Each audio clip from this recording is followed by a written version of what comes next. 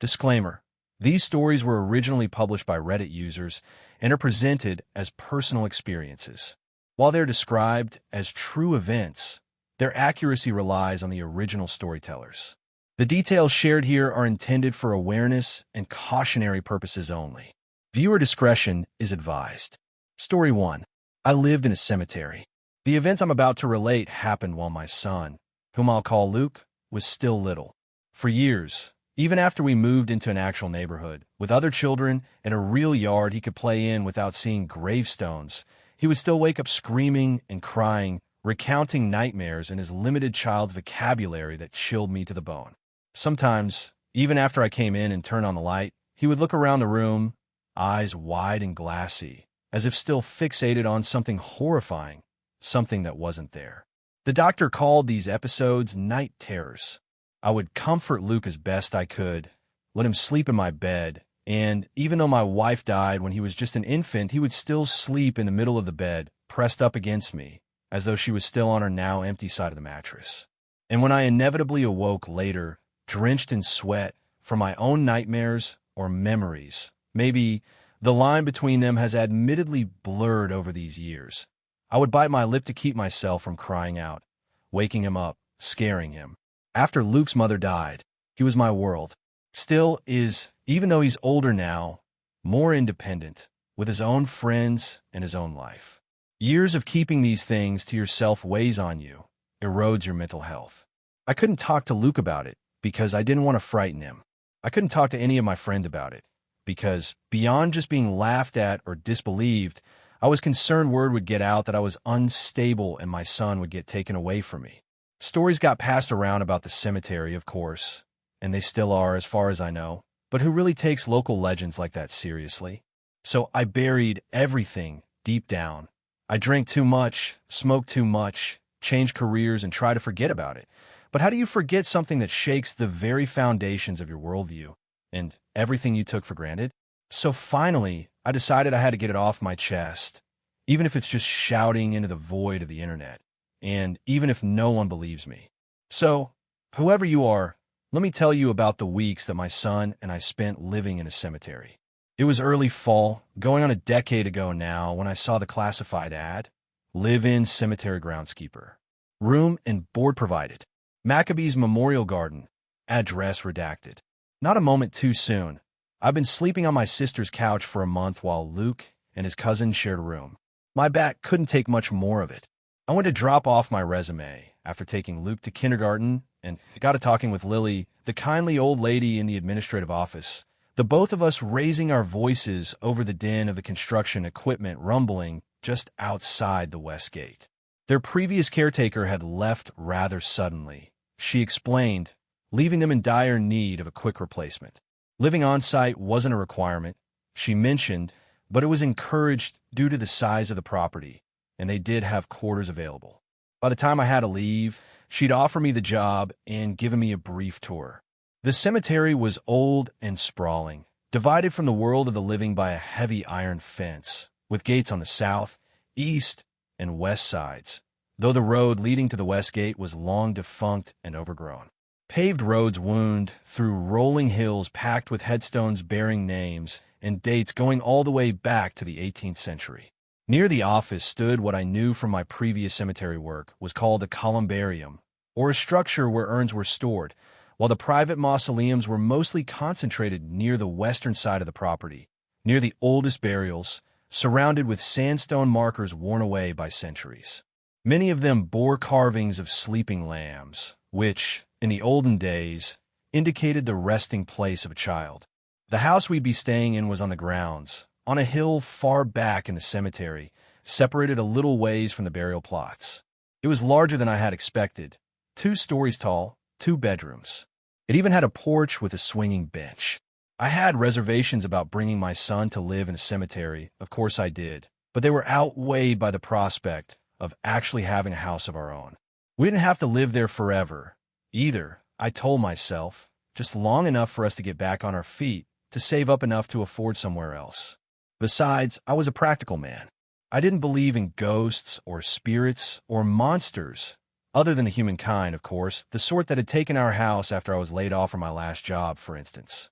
And anyway, Luke was too young to even understand what a cemetery truly was. It wouldn't make much difference to him. I was more worried about the grinding, buzzing, rumbling, and clanking of the construction site just past the fence, building a new road and a park in the woods, Lily had said. I just hoped they wouldn't start too early in the morning. A week later, we were moving in. I got settled in the master bedroom on the west side of the house, and, just my luck of course, there was a window overlooking the woods and the construction site, perfect for all the noise to come straight in. Luke played in his bedroom down the hall while I worked, putting up some of the framed photos that had been packed away during our stay with my sister. For once, I warmed at seeing Rose's smile, without lingering on how she looked in those final weeks as she suffered the final stages of her disease, as the cancer ate her from the inside out. Something about having a new house of our own, away from the place she had slowly and agonizingly slipped away, dulled the sharp pain I'd felt every time I reminisced about her for the past year. It would take some getting used to seeing graves from my bedroom, but it was nice feeling like we had a home again. The sun was beginning to set, and I was putting fresh sheets on my bed when the doorbell rang. Ding dong. Must be Lily dropping by to see how we're doing, I thought, heading downstairs. But when I opened the door, there was nobody there. The porch swing creaked lightly in the autumn breeze. Gravestones dotted the hillside just beyond the little patch of land that served as our new yard. From my vantage point, I could see a hearse entering the north gate, with a small procession of cars behind. I walked out into the yard and glanced around each side of the house. Nothing. Nobody there at all. The leaves of the nearby weeping willows rustled gently. I furrowed my brows and went back inside. Probably old wiring, I thought. I made a note to take a look the next day. I was the groundskeeper now, after all. Later that night, I was tucking Luke into bed and asked if he liked his new room. He grinned and nodded, snuggling up to Simon, his stuffed cat, and I felt some of the layer of ice that had formed around my heart over the previous year begin to melt, just a little bit. I became slightly more confident that I'd made the right choice for both of us. Good.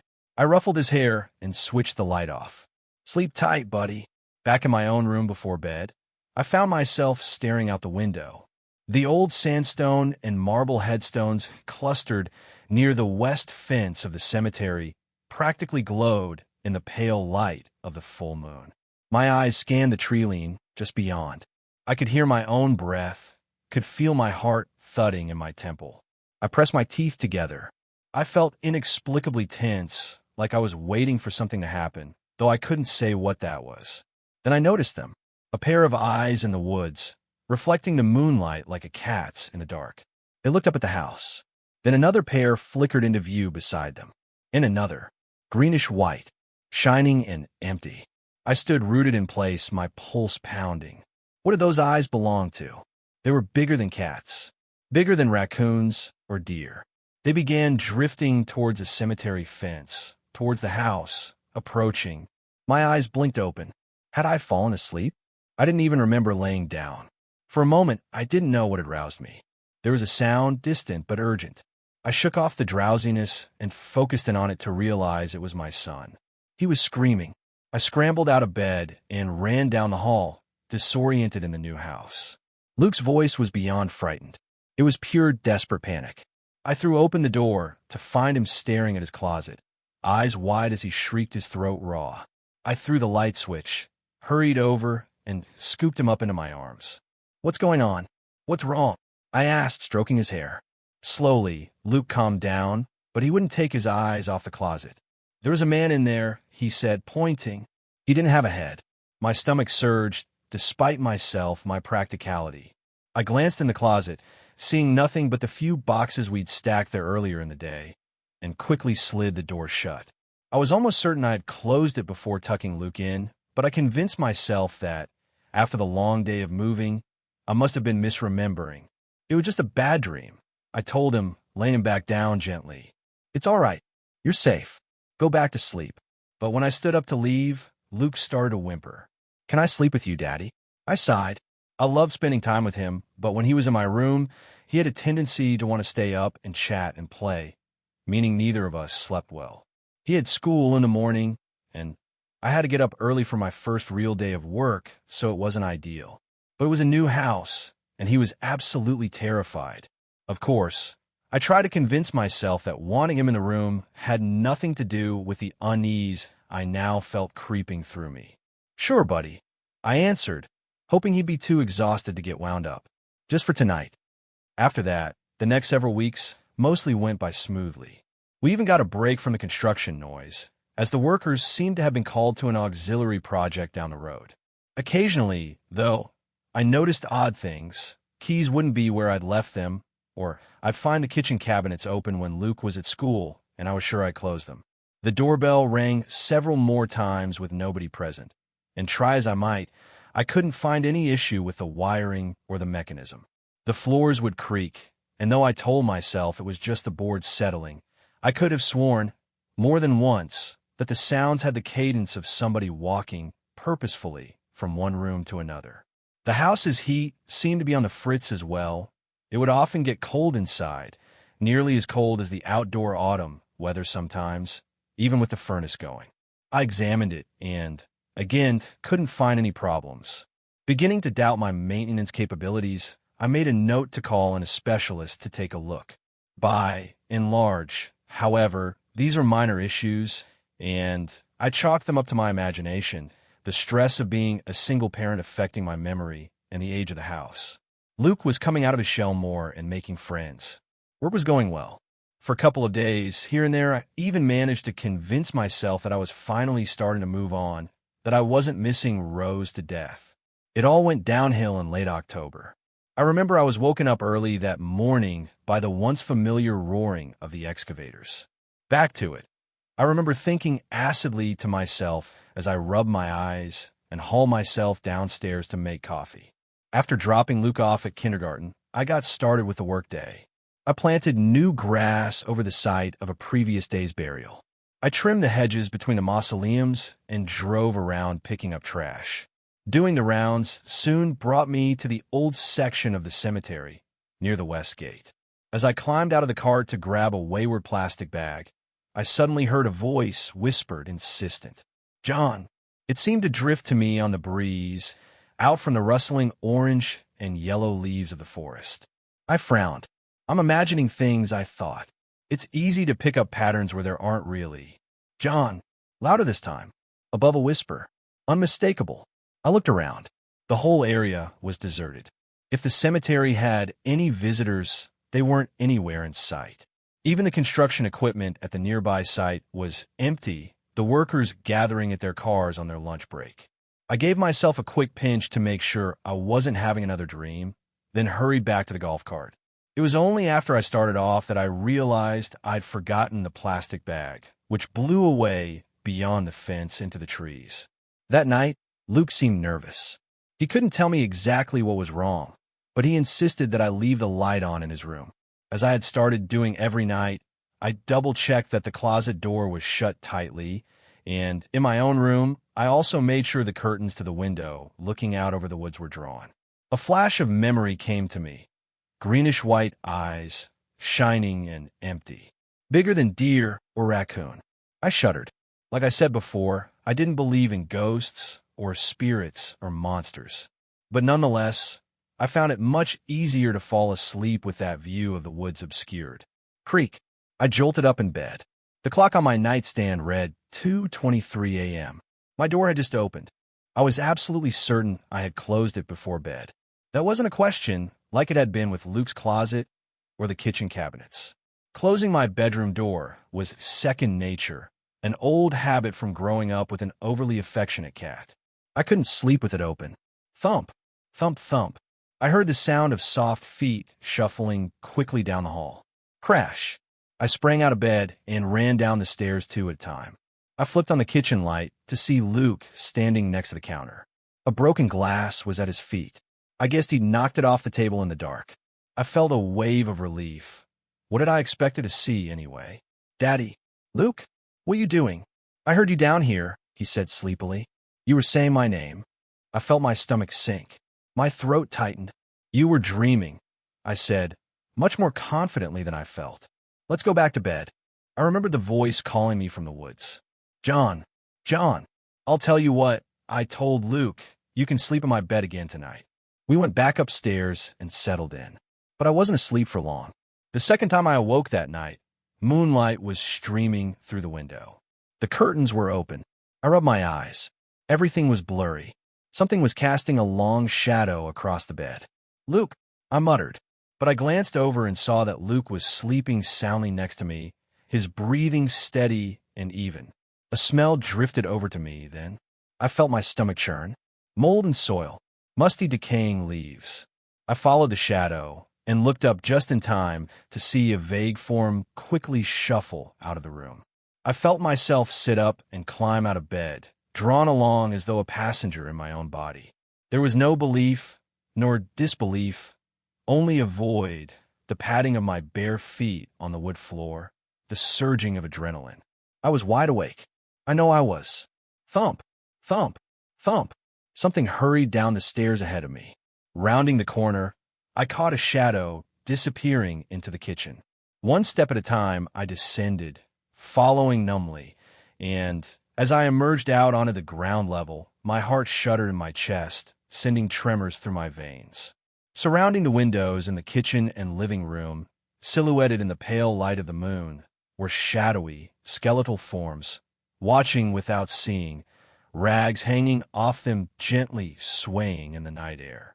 The front door hung open, its hinges creaking with every draft. I drifted over to it like a ghost and peered out the screen door. Across the yard, moving west, was a figure like the others, clad in decaying tatters.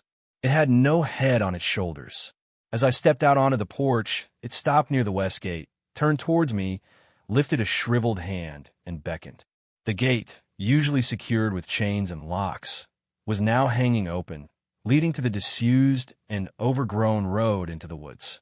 Like a puppet on strings, still barefoot, dressed in my bedclothes, I stumbled down the steps, across the grass, through the graves, and towards the tree line. In a panic, I thought of Luke alone in the house, but nonetheless I continued on, helpless as a man possessed. As I neared, the headless figure turned and quickly vanished through the gate and into the dark woods, near the construction equipment. And as I looked on, I saw eyes, dozens of them, glowing, shining pale and white and empty from behind the trees, waiting and watching as I came closer and closer, drawn inexplicably towards the other side of the west gate, where sat the silent trucks and excavators. I suddenly found myself opening my eyes in bed with a beam of sunlight falling across my face. I could hear Luke in the other room singing to himself, and birds chirping faintly outside the window. I sat up and rubbed my eyes, clearing away the sleep. Why do I keep having these dreams? I wondered clearly. I sat up and swung my feet out of bed, and that's when I felt something odd between my toes. I looked down. My feet were smeared with dirt. Like I said before, I was a practical man, and what I told myself at first was that I had been sleepwalking.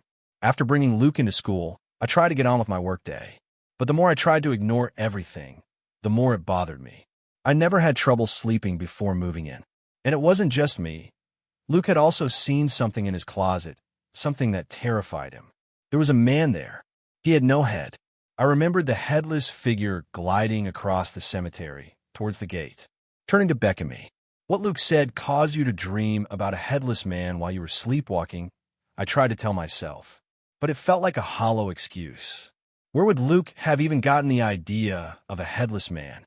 I searched for any memory of him watching any scary TV shows with his cousin or reading any books that might mention such a thing, but I came up empty. Kids in their imaginations could only go so far. An alternative is, what? An actual headless man coming into your house. My rational self said with disdain, "Do you have any idea how crazy that sounds?" I did, but I also knew what I'd seen, what I'd felt, what we'd both been experiencing over the last month. Before I got to the day's scheduled work, I decided to actually walk down to the West Gate and have a look around, just to make sure everything was in order, since the strange happenings seemed mostly centered there. Still trying to convince myself that I wasn't superstitious, and reminding myself that I'd worked in other cemeteries for years without seeing so much as a flicker of a ghost, I reasoned that it wasn't just the supernatural I was concerned about. There could be dangerous animals hiding out in the woods, I told myself, or maybe people, teenagers playing pranks, even vandals and thieves. I grabbed the cemetery key ring and headed down the hill. Soon, though, I saw I wouldn't need the keys. The padlock had been unfastened, and the chain lay on the ground. The gate was open, just a crack, just as I had seen it the previous night. On the other side, the woods loomed dark and foreboding. Even now, in the broad daylight, I could feel hidden eyes on me from just behind the tree lean, watching my every move. The wind whispered through the leaves. I shivered in spite of myself. The construction equipment sat nearby, and used. I thought that was strange. They were usually well into their workday by this point. I stepped out through the gate and made my way carefully over to the site. There was one worker nearby, smoking a cigarette and heading back to the road where his car was parked. I hurried up to him. "No work today?" I asked breathlessly. "I guess not," the man replied. "None of the equipment will start up. Can't figure out what's wrong with it. They're getting a mechanic over to take a look." After the construction worker drove off, I walked through the site, past the abandoned diggers standing still and silent in the shadow of the forest, with no idea of what I was looking for. I was about to give up and get to work on the mausoleums when, very suddenly, I felt a presence behind me, oppressive and glowering. There was a soft shuffling behind me, and once again, the stench of rot, of soil and moldering leaves. Ice flooded my chest. A voice came to me on the fall breeze, a rasping croak, below, even a whisper. "John." I was frozen in place. My heart raced. "John." More forcefully now, I called my name again. I wouldn't turn around. I couldn't. My pulse thundered in my ears. I thought my heart would explode. This was not a dream.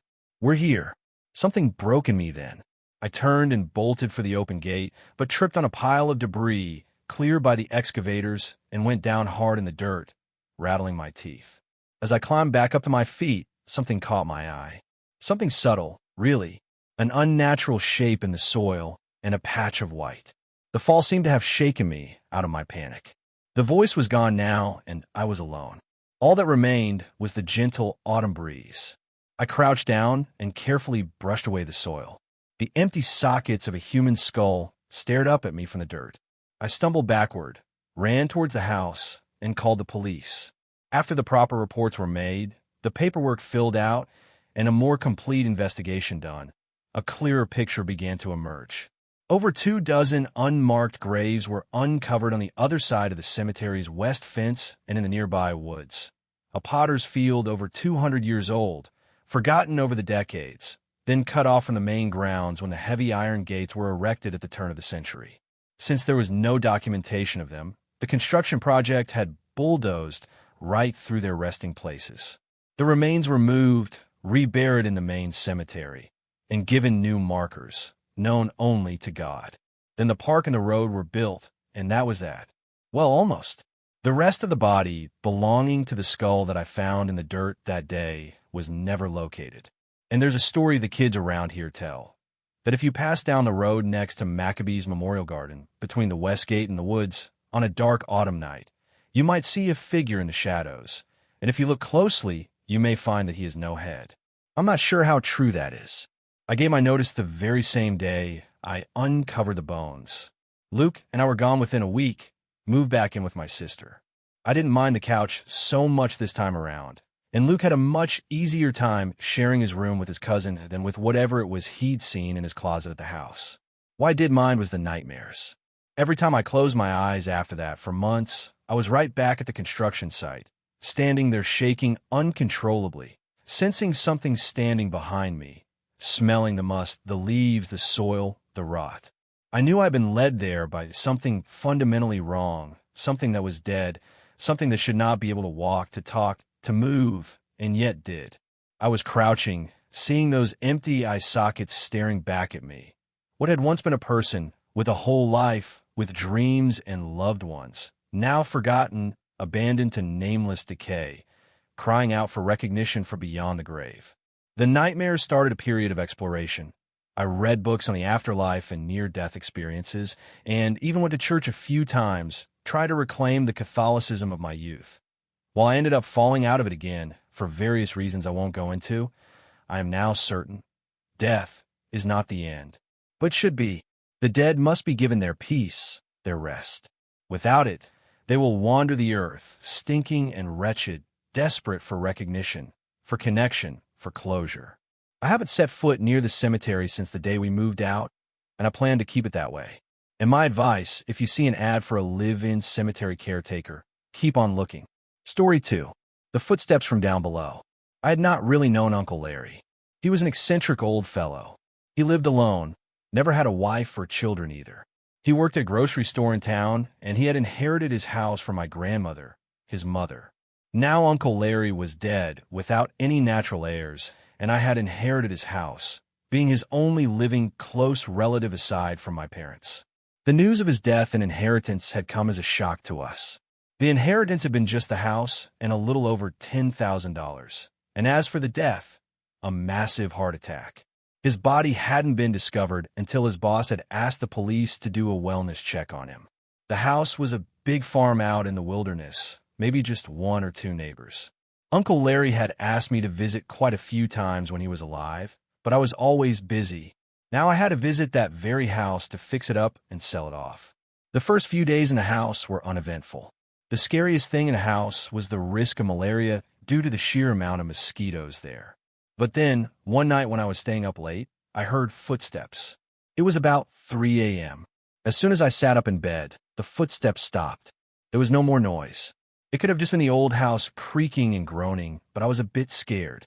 I walked around the house with a flashlight, clearing all the rooms of the house. There was no one there. It seemed like I had just imagined it. The next day had been stressful. I had to make a lot of repairs and had to do a lot of cleaning. My wife had to call and scold me to keep me from overworking myself. I hit the bed early, utterly exhausted. Around 3 a.m., I woke up again. It was the same sound. Someone was walking around. It almost felt as if the sound was coming from beneath me, even though the house had only 1 story and no basement. I stayed there for a while and listened to the sounds to confirm that they were real, unlike last night. I couldn't hesitate any longer, so I called the cops. They said they will be there in 10 minutes. And those were 10 minutes that I spent absolutely horrified. I was curled up on my bed, frozen in horror. The scary thing was that the person seemed to have heard me, and the footsteps stopped as soon as I spoke. When the cops arrived, I ran to the door, doing my best to not scream like a little girl. They checked the parameters, but they couldn't find anything. They speculated that it must have just been a wild animal, and that I should rest assured. I hesitantly agreed, and they went on their way. I slept with my bedroom door locked that night, and every night since. The footsteps were there every night, though. Every night, I'd wake up at the exact same time and listen to the footsteps underneath my feet. The footsteps would stop every time I stirred or made a single noise. I didn't want to call the cops because they didn't think the situation was serious and that I was simply paranoid. This went on for a week. I was growing increasingly distraught and sleepless every day. I started dreading nights. I just wanted to finish this work and go home. But then one day, I got a call from my wife. She was coming to visit me. I told her to stay away, but she said we had been apart for too long and she wanted to see me. She wouldn't take no for an answer. That day was the day I decided enough was enough. I went and bought a gun with my permit that very day. I waited for nightfall. I lay in my bed motionless, soundless. I was waiting for that dreaded sound. And after what felt like forever, I heard it. It was coming from under my feet, the floorboards. I took my gun and shot at the place where the sound seemed to be coming from. I heard a shrill cry, and I heard more footsteps, retreating further away from my room and advancing towards the front door. I took my gun and ran after my underground tormentor. I tried shooting at the floorboards wherever I heard the footsteps, but all I heard was a harsher cry and more hurried steps. Eventually, they ran out of the house, but to my horror, they continued underneath my garden as well. I followed them, all the while yelling and threatening until I found the door to a bunker. It was one of the shiny metal handles hidden by foliage. I would have never found it under any other circumstances. That was when I heard cop car sirens followed by people telling me to drop my gun. 2 police officers appeared in front of me, pointing their guns at me. I'm sure I looked like a crazed psycho in that situation, and that the neighbors had called the cops after hearing the multiple gunshots. I dropped my gun and raised my hands up immediately, surrendering immediately. I frantically requested them to investigate the bunker. They were surprised at first at me saying that because there was not even supposed to be one there. But they listened to me after they saw the bunker handle. When the cops went into the bunker, his gun drawn while one stayed outside with me in handcuffs. The next thing that we heard was a shriek from the bunker, followed by Darren. I was not going crazy. There had been someone there. Apparently, my eccentric uncle had a hobby that he liked to keep in the bunker, kidnapping young men and doing unspeakable things to them. Darren was a cashier in the same grocery store that my uncle had worked at, and he had been missing since last June. He had been surviving on expired food, kept in a bunker, and dead mice since my uncle's death. Every night, he'd start pacing the bunker when he thought I was asleep, but when I would make any noise, he'd stop moving because he was scared that it was my uncle coming down to punish him. He had no knowledge of my uncle's death. The police took Darren away to the hospital, and judging from the corpses in the bunker, Darren hadn't been my uncle's only victim, and nor would have been his last had he not died. I almost couldn't believe it. My uncle had been eccentric, but I never thought he was capable of something like that. Regardless, I couldn't help but think of what would have happened if I had taken my uncle up on his offer. Would he have spared me since I was family? Or would I have suffered the same fate? Story 3. Why were they watching my family?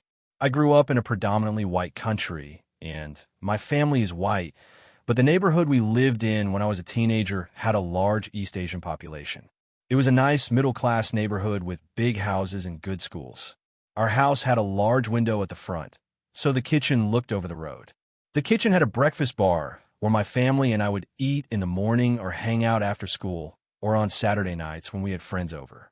One morning, as we were eating breakfast, my brother and I noticed a car stopped on the street outside our house.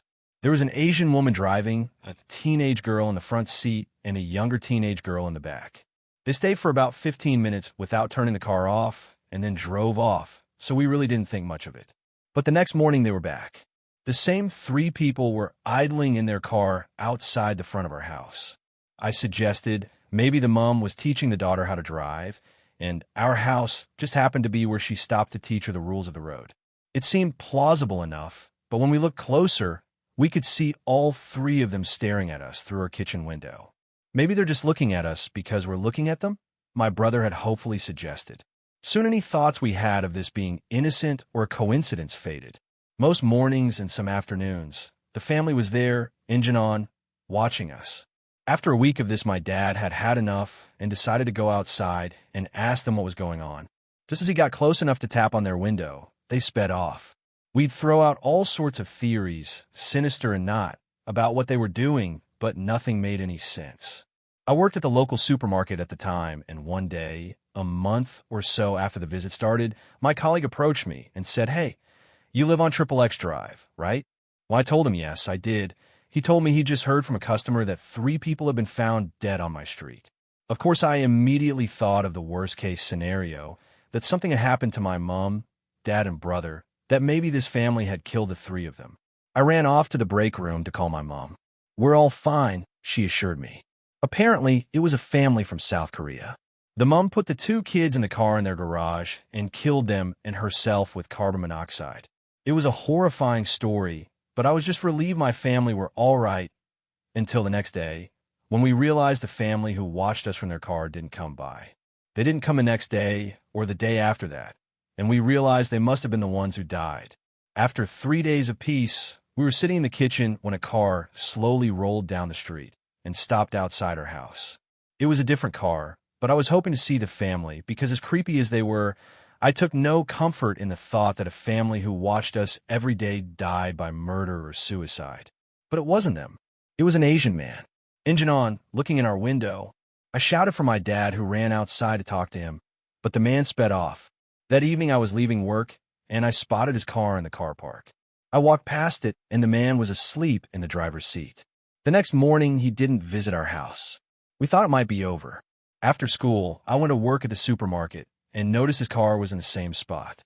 I thought it was weird, but I was a stupid teenager and lacked the critical thinking skills to do anything about it. I was running late, so I went straight in to work my shift. By the time I finished work, the car park was filled with police and an ambulance. The man in his car was dead. My parents visited the local police station to explain everything that had been going on. The police told them the man was the father of the family who had been living in South Korea and had flown over for the funeral. He had also killed himself and was likely already dead the first time I saw him in the car park. No one knew why the family all took their own lives. No one on our street had ever met them or spoken to them, and the police had absolutely no idea why the family had been watching us. 15 years later, we still don't know, but it haunts us. Story 4. I got a job as a security guard at a lab. The only rule is to let no one in or out. I was anxious about my first day on the job. I didn't want to screw things up again like I did at the last one. Dr. Mary had hired me for a simple position with good pay. I'd be the night security guard for her private lab. It was located just outside town, in an area full of abandoned buildings, the kind of place where you'd expect no one to ask questions. I arrived at 7 p.m. sharp, and she was waiting in front of the door. "The rules are simple," she said, her tone strict. "And I suggest you write them down, because we've had issues with the previous guard. No one enters the lab unless I'm here, and no one leaves either." That last part caught my attention, but before I could ask why, she continued. "I hired you because I know you'll do what's necessary to follow my instructions. Right?" There was something in her eyes that made me understand why I'd been given this chance. No one in their right mind hires an ex-convict as a guard unless the job requires special care. "Understood," I said quickly. "No one in or out without you here." Dr. Mary gave a faint, satisfied smile and went on to show me the rest of the facility. It reminded me of the infirmary back in prison. The lab had a main hall with 3 side doors besides the exit. One led to a small break room, another to the security office where I'd spend most of my shift, and the last, protected by a badge reader, open to the experiment chamber, where she and her 2 assistants went in and out during the day. Before leaving, she told me that room was the most important one. I wasn't allowed inside, but I was to guard it at all costs. The first few hours of my shift passed quietly. I watched the exterior cameras, checking the empty streets outside, tried to figure out why she was so strict. But there was nothing unusual. The neighborhood was practically dead, and the only vehicle I saw all night was a garbage truck. Once I relaxed, I spent the rest of my shift playing some stupid phone game.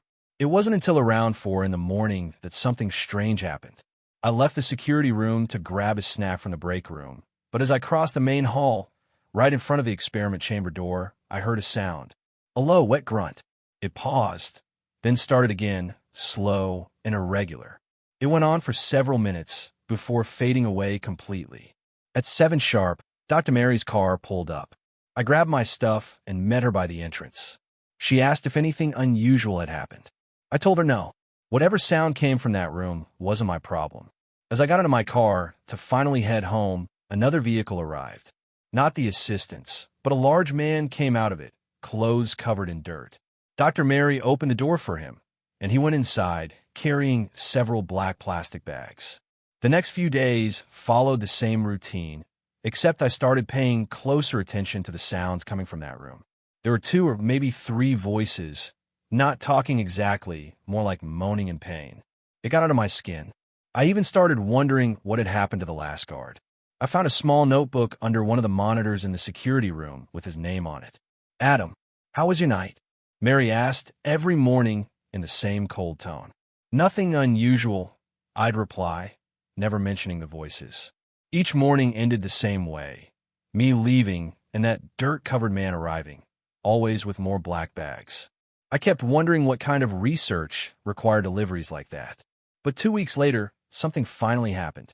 That night, like always, I pressed my ear against the metal door, trying to make out the voices. But between the groans, I heard a full sentence for the first time, like a whisper from someone in agony. "Kill me." It repeated again and again. "Kill me." I went home and couldn't sleep. Something was very wrong inside that place. The name of the previous guard, Adam something, stuck in my mind. So I decided to look him up. It didn't take long before I found a Facebook profile that matched. Same city, same line of work, private security. I clicked on his page to see more, but what caught my eye were the last few posts tagging him, all from a woman with his last name. "Missing father of 2. Last seen heading to the Walmart near the highway. If you have any information, please contact the number below." I leaned back from the screen, a chill running down my arms. Could his disappearance have anything to do with the lab? I spent the rest of the day digging through whatever I could find about both Adam and Dr. Mary. She had once been a tenured professor of medicine at an Ivy League university with dozens of publications in experimental medicine, but after a certain year, her name vanished from every record I could find. By the time I drove back to the lab that night, my mind was racing. I was still turning those thoughts over when my phone started vibrating. "Are you on your way?" Dr. Mary's voice sounded strained.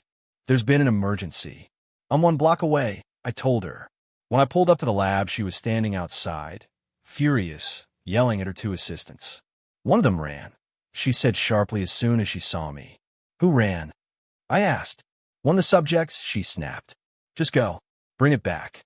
She pointed toward the alley behind the lab, a narrow path that led into a stretch of abandoned lots. I followed that way, flashlight in hand, noticing a trail on the ground. Red, brown, yellow. Streaks of something that looked halfway between blood and chemical residue. My steps quickened, though part of me wanted to turn back. Near the edge of the property, I saw the subject lying on the ground, trembling. When I got closer, my eyes struggled to make sense of it. It was shaped like a man, thick legs, a narrow torso, and arms that didn't match in color or texture. The skin was a patchwork of tones. His head, pale and swollen, was attached to the neck with a mess of stitches and wire. One eye was milky white. The other turned toward me. I froze. The face, gray and slack, was Adam's. For a few seconds, he just stared, his mouth twitching, trying to form words. And then they came. "Kill me. Kill me." Story 5. Has anyone else been to Mystic Mary's fantastic funland? There's no way I could be alone in this. My family wanted to send me to the psych ward when I told them. And I am not delusional enough to believe that if evil existed in this universe or any other, it would only have eyes for me. So I'm throwing this out into the ether of the internet. If you have ever found yourself on the outskirts of the Bends of Oklahoma and happened upon a similar place, please, I'm begging you, share your story as well. I need to know I'm not crazy. I ended up turning around and on a dirt road off the beaten path. But I missed my turn by a hair, but I took the road miles too far until my nearly 5-year-old tires couldn't take it anymore and one quit out on me. With absolutely zero signal, and with the knowledge that there was nothing back where I came from, I figured it was best to trudge forward on foot. Maybe find a gas station or someone's house that would be willing to help. That's the best case, of course. Worst case would be, well, I thought that I'd get chainsaw murdered and end up on a true crime podcast in a year or so. I was only walking for a mile in the darkness with my phone flashlight as the only light, when I saw the streetlights up ahead, across the plains I was walking next to. The lights lined what looked like a winding, overgrown path as I neared its basking beams. I don't know who had electricity all the way out here, but running on fumes personally at the moment, I was elated when I saw the first sign and the gate. Welcome to Mystic Mary's fantastic funland, where your imagination can run wild. The gate was practically rusted shut, and a padlock on it that looked older than me. I figured I would at least try and pull on it. Not to my surprise, the lock snapped from its rust-ridden state, and the gate swung open toward me with a beckoning low growl. The lights seemed to be motion-censored. As I walked down the overgrown cobble path, the lights flickered to attention as if excited to see me. "Hello." I figured I would at least try to shout out. Someone had to be here, right? Who would be keeping the lights on? Dozens of metal posters with characters' faces were plastered on the buildings that lined the entry. Once I'm sure beloved characters to thousands of kids, now rusted over and forgotten in time. The characters would have freaked the hell out of me as a kid, so maybe it's for the best that they're gone now. There was a man who appeared to be half human and half lizard of some kind. The chipping paint still revealed such detail as his forked tongue laying on his crooked smile. One blue eye and one lifeless black beady, I glared back at you with welcoming glee. The next one, despite half her face peeled away from the iron, I could see a woman grinning ear to ear. She held a lifeless mannequin head in her hand, presented like a trophy or a hunting prize one. Behind her in the background, hundreds of bodies of mannequins were piled up. Some even appear to be on fire. What kind of theme park is this? The last one that hadn't lost all its paint was 2 characters. They seemed friendly with each other as they embraced each other fondly while staring back at me. They both wore long coats, such as ringleaders wore. Her appearance comforted me. Her long blonde curls flowed down her shoulders. Her warm green eyes were perfectly manicured and ready for performance. I know they're only characters, but for some reason, I felt like I could just picture her pose for the photo. The man, however, sent chills up my spine. She was posed next to him as if nothing was off about his appearance. He towered over her by at least 3 feet. He lurched over her shoulder to embrace her in a way that almost appeared possessive and spider-like. His limbs were incredibly lanky and long, and he seemed like he had nothing but bone under that coat. Even his painted hands led to black fingertips gripping her vibrant violet coat. They felt cold and out of place. The poster was almost immaculate, except for his face, which looked like someone carved them out of the painting with a knife, down past the iron. There was only dark gray emptiness where any features should have been. A cool breeze shook my spine from the bottom up and jolted me back to attention. I heard footsteps. "Hello," I shouted after them, hoping to find some wandering janitor who had directions out of here. As I trotted further into the park where I had heard them, all the breeze stopped. The air hung with a stale stillness as I listened to the heavy footsteps come from behind the rotted carousel. As the footsteps came to a close and peeked around the corner, the creature didn't match the steps. It was a deer, sniffing curiously at the surrounding fauna. How could I be so stupid to think a deer was a person walking around? Well, I don't suppose you have directions to the nearest gas station, do you? I joked at the buck. He perked his head up to meet my eyes and investigate. I nervously chuckled and tried to swallow my unease as I ran my hands through my hair, debating trying the doors to the building to the left of me. "Well, you've been a great help, but I'm going to head inside." I motioned toward the building at the frozen deer standing before me. As I turned to go inside, I could have sworn I saw the deer smile at me, with teeth. I know I must sound so stupid, but the feeling it was staring at me never left me, even once I was in the building with the door shut behind me. A bright light of an LED screen grabbed my attention to my left. Its presence was jarring in the seemingly long-forgotten, moldy halls. "Hi, I'm Mystic Mary." The 2D cartoon blonde woman from the entrance greeted me on a display TV. "Welcome to my fun land, where your imagination can run wild." She danced as a rainbow carried her to the screen in front of me, leading me further into the hallway. Now let's get down to safety rules. 'Cause what's the point of having fun if we're being unsafe? Rule 1. Make sure you get an adult's permission whenever you attend an exhibit. Mom and Dad want to know about all the fun you're having. Rule 2.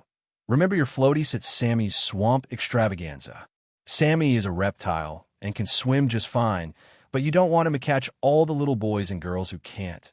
Now, do you? Rule 3. Good boys and girls do as they're told. Make sure you take instructions from Mannequin Master Riley very seriously when you attend her exhibit.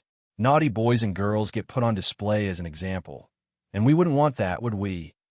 Rule 4. Don't under any circumstances speak to the wildlife. They don't like our kind here, and won't take nicely to us bothering them. So make sure to avert your eyes, especially if they show you some teeth. An uncanny photo of a squirrel smiling at the camera with crooked human teeth flashed for a moment before the presentation continued. The deer outside crossed my mind, but I quickly shook it. This has to be some kind of prank, right? Rule 5. Last and most important rule. Have a fantastic time and tell all your friends about your sky-high time on our tall Ferris wheel. It's the best place to see a view of the whole park. And of course, get a moment away from our quite troublesome host, the Hollow Man. Her face fell when she said his name, and the video ended abruptly, plunging me into the cold black hallway again. I fumbled for the light on the side of the wood-paneled walls, and as the lights kicked on, they buzzed above me, with a neon green arrow that said, "Sammy's Swamp Extravaganza this way." Wait time, 0 minutes. Would the rides still be working while no one was here? Surely there had to be employees running them. As I looped through what seemed like endless hallways, the lights continued to flicker to life as it sensed my presence in the hallway. Mary's sad expression before the video ended stuck with me. It was so fleeting, but it was of pure fear. Like someone being held hostage, trapped in the spirals of another's fantasies. The hallway came to a close at two large glass doors. Both windows yellowed from age or mold, the bottom panels covered in foliage from the outdoors. A red phone hung from the wall to the right. My mind snapped back to reality to call for help. But as I yanked the ancient phone off the receiver, clearly there was no dial tone. And swampy, putrid-smelling water instead poured out of the receiver down the side of my head. The blank screen on the far wall chirped to life, and Mary's chipper expression graced the bright canvas. Welcome, valued guests. You're about to take off on a wild adventure. Sammy's Swamp Extravaganza is one of a kind. The puzzle is simple. All you have to do is grab your floatie and travel down Sammy's stream of dreams to the end. But be careful not to remove your floaties for any reason. That's what Sammy wants, and we don't want him to win, do we? Her smile cracked after that last statement before continuing. There was a great sense of sadness in her eyes before her posture corrected and she was beaming once more. Also remember, future adventurers, the stream of dreams moves one way. That means no swimming backwards, sideways, or zigzag, okay? No matter what your little ears hear. Forward eyes and floating calmly is always the best way to beat Sammy at his own game. See you later, alligator. Her small frame was shaking as she waved by to me aggressively. The doors to my right groaned as they peeled open, yanking up years of vines and weeds around them. The stream ahead looked like a small, lazy river in front of me, still flowing steadily with water. Though it was a murky green-brown color, and you couldn't see the bottom. That can't be safe to get in, right? The intercom crackled overhead. Her voice was barely a whisper over the crackling of interference. It isn't safe, but it's the only way out of here. I'm rooting for you. Mary's voice clung in my ears like a whisper of smoke as the intercoms crackled, slowed, and then halted. The floaties lay to the side, caked in old leaves and a layer of decades-old dust. I hesitantly grabbed one and trudged down the slimy steps into the murky water. The water was surprisingly warm and welcoming. I'm shocked how immediately my feet were no longer touching the ground as the lazy river whisked me away, the overgrown buildings slipping away in my peripherals as I calmly floated down, my only way out. The scratching started lightly at first. It could have been anything. My mind formed the logic it was withering branches against the overgrown sides. Then there was a loud splash from behind me, and by my gut reaction, I jolted my neck to see where it was coming from. There was nothing behind me, not even a ripple in the river. Despite the lukewarm water, my limbs felt cold and bloodless, as every part of me wished the river would pick up speed. Hell, I would take rapids over the anticipation of whatever I felt like was under the water. Something brushed my foot. I recoiled at the feeling and made the mistake of glancing down into the murky water, hoping to be met with nothing by my imagination or a stray piece of trash. But instead a black eye surrounded by scales glared back at me before disappearing into the depths. I fought every single urge. I had to panic and paddle quickly forward. I was supposed to remain calm. There are no alligators in Oklahoma, right? They could have gotten out of an exhibit or a zoo or something. I know from the few nature docs I've seen that they are attracted to splashing in the water, so I did my best to lay in the floaty like a statue, floating at the excruciatingly slow pace down the stream. Off in the distance behind me came a low, guttural call. Charlie, a low southern voice cawed. It was so distant it could have been my mind playing tricks with the wind. Charlie, the voice called, significantly closer and purposeful this time. The voice was calling to me. I kept my eyes forward as a pain settled in my chest. Come here, baby, I got you. A voice came from the right, just over the hedges. I didn't look. It sounded just like my ex-girlfriend's voice. I heard an urgent ripple and slap of the water behind me, but kept my neck locked forward this time. Luckily, I saw a grinning neon alligator on a sign ahead that said finish line. The stream seemed to recognize the end drawing near. What were distant calls of my name turned into the bushes, flailing about, screaming for my help, for their salvation. The stream sounded like raging rapids behind me, as if I could expect a tidal wave at any moment to wash me away. My peripherals faded, and I locked in on the exit. I was getting to the exit. I was getting out of here. The exit sign was within reach, and I suddenly felt my feet hit the sludgy pavement below. I couldn't have gotten out of the water faster as I flung the inner tube off me and shot glances in every direction. But nothing seemed out of place. Just the dark, calm, murky water flowing past. The night was still, and the bugs quietly sang in every direction. Just as I was catching my labored breath, what I thought was a shadow in the tunnel ahead caught my eye. It was a shadow waving at me, with a precise and robotic wave. Arm and body swaying back and forth with each beckoning wave. Must be an animatronic shadow ahead. As quickly as I noticed it, suddenly the friendly shadow was gone. Nothing but the swamp vapors topping the swampy stream remained. Was this some kind of government experiment? How the hell do I get out of here? How do they even know my name? No one has called me Charlie in decades. I had so many questions spinning in my head, as my sopping wet clothes clung to my pruny skin. A fresh change of clothes stood out of place on the rusted, dusty counter. They were crisp and smelled freshly washed of cool lavender. I threw them on hastily and got the hell out of Dodge to whatever was lurking in the depths of the waters. I was hoping to be met with an exit or some kind of cringy gift shop to get out of here. But I was greatly disappointed when I yanked open the heavy metal door to reveal a massive workshop ahead of me. What looked like a mannequin-making factory floor lay before me, behind the panes of faded, yellow glass. Dressed-up mannequins lined the floor, all dressed to the nines in gorgeous gowns, suits, and cutesy-themed attire. Parts that were discarded were thrown about every which way like a child digging through their toy box for the right item. A black screen took up the non-glass wall in front of me, with a large button labeled Play at the bottom. The panel looked to be covered in blood, or at least some kind of sticky brown substance, but there was no body or carcass, only what looked like a discarded mannequin arm on the panel. I apprehensively hit play, and Mary's welcoming face and warm eyes met mine on the screen. "Hello, my wonderful companion."